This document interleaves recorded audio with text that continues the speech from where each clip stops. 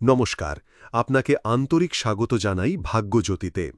মাসিক রাশিফল এবং জ্যোতিষ সংক্রান্ত মূল্যবান পরামর্শ পেতে এখনই আমাদের চ্যানেলটি সাবস্ক্রাইব করুন এবং ফলো করুন।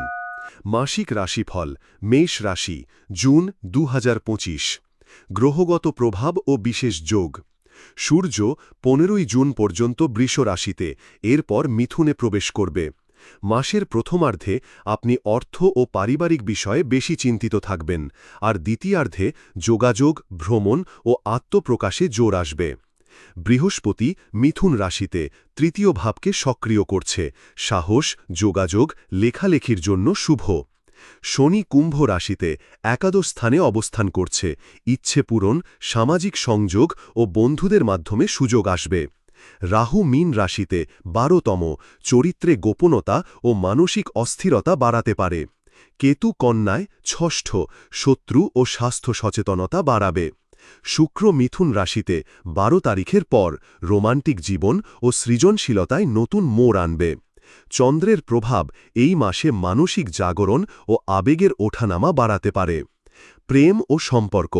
এই মাসে প্রেমে কিছুটা উত্থান পতন থাকবে। সম্পর্কের মধ্যে ভুল বোঝাবুঝি তৈরি হতে পারে, বিশেষ করে মাসের প্রথমার্ধে। তবে ১৫ই জুনের পর যখন সূর্য মিথুনে প্রবেশ করবে, তখন সম্পর্ক মেরামতের উপযুক্ত সময়। যারা সিঙ্গেল তাদের কাছে বন্ধুর মাধ্যমে নতুন প্রণয়ের সম্ভাবনা। মন খুলে কথা বলুন, অহংকার পরিহার করুন। ক্যারিয়ার। চাকরি প্রার্থীদের জন্য এটি গুরুত্বপূর্ণ মাস। তৃতীয়ভাবে বৃহস্পতির প্রভাব নতুন আইডিয়া ও যোগাযোগে শক্তি দেবে। জুনের দ্বিতীয়ার্ধে নতুন প্রজেক্টের দায়িত্ব পেতে পারেন। যারা মিডিয়া, যোগাযোগ, শিক্ষাদানে যুক্ত তাদের জন্য সময়টা অত্যন্ত শুভ। নিজেকে প্রকাশ করতে ভয় পাবেন না, বিশেষ করে ১৬ থেকে ৩০ জুনের মধ্যে। স্বাস্থ্য। এই মাসে চোখের সমস্যা, মাইগ্রেন বা উচ্চ রক্তচাপজনিত সমস্যা দেখা দিতে পারে। রাতে পর্যাপ্ত ঘুম ও স্বাস্থ্যকর খাদ্যাভ্যাস বজায় রাখুন। যারা স্ক্রিনে বেশি সময় কাটান তাদের চোখের যত্ন অত্যন্ত গুরুত্বপূর্ণ। নিয়মিত জল খান ও দিনে অন্তত ৩০ মিনিট হাঁটুন। ব্যবসা। বৃহস্পতির প্রভাব আপনার ব্যবসার নতুন দিক খুলে দিতে পারে, বিশেষ করে অনলাইন বা যোগাযোগ ভিত্তিক ব্যবসায়। তবে মাসের শুরুতে কিছু বিভ্রান্তি ও অসততা এড়াতে সাবধান থাকা প্রয়োজন। কেউ পুরনো বকেয়া ফেরত দিতে পারে। ১০ই জুনের আগে বড় লগ্নি না করাই ভালো। চাকরি।